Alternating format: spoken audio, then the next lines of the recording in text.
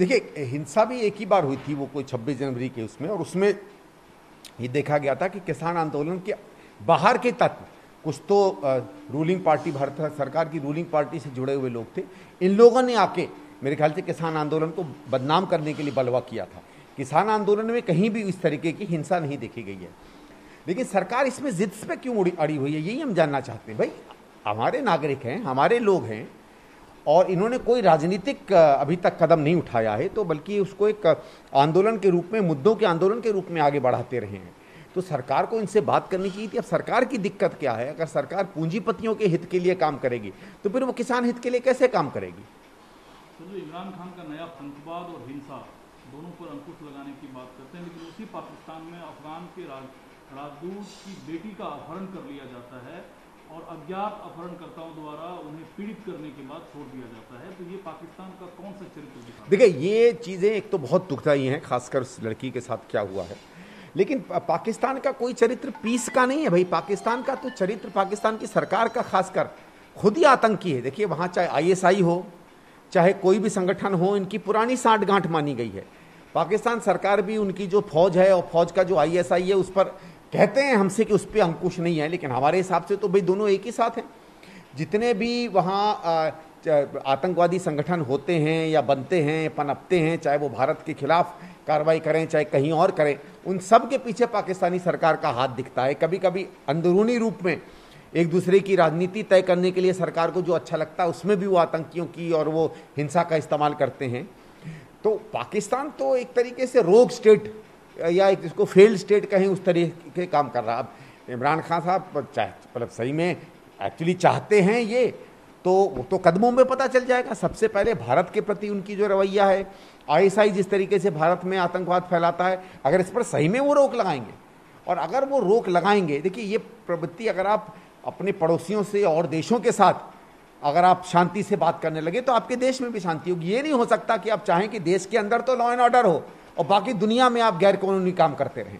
तो अगर पाकिस्तान सुधरे और चाहता है कि सुधरे, तो सबसे पहले इन हरकतों से वो सुधरे जो विशेषकर भारत के खिलाफ वो करते रहते हैं। अब सुधरोगे आप, अपने आप हमको संदेशा मिल जाएगा, अपने आप जो है भारत पाक की सीमा पर शांति हो जाएगी। सर, आशीष ने एकला चलो के राह पर है, क्योंकि प्रियंका जी अपने दौरे के दौरान कहा कि 2019 के चुनाव के बाद जनता से जुड़े जितने भी मुद्दे हैं सड़क पर उठाने का, वो कांग्रेस ने किया है। इवन कोविड काल के दौरान सबसे पहले सहयोग करने से लेकर विपक्ष के तौर पर आवाज उठाने में कांग्रेस ही अग्रणी पार्टी रही है।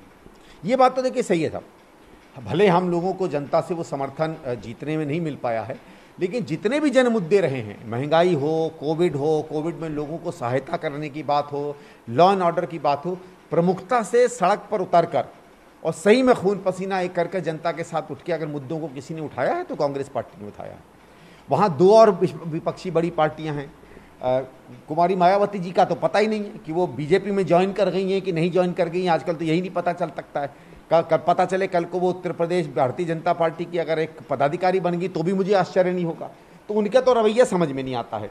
जहाँ तक अखिलेश जी की बात है, अखिलेश जी जैसे वो पुराने ज़माने में हुआ करते थे ना कि साहब वो मौसम अच्छा नहीं है तो लंबी छुट्टी के लिए लंदन चले गए, वो तो 4 साल से छुट्टी पर हैं, पता ही नहीं चलता किस कमरे में बैठे हैं, किस घर में बैठे हैं, कहाँ हैं।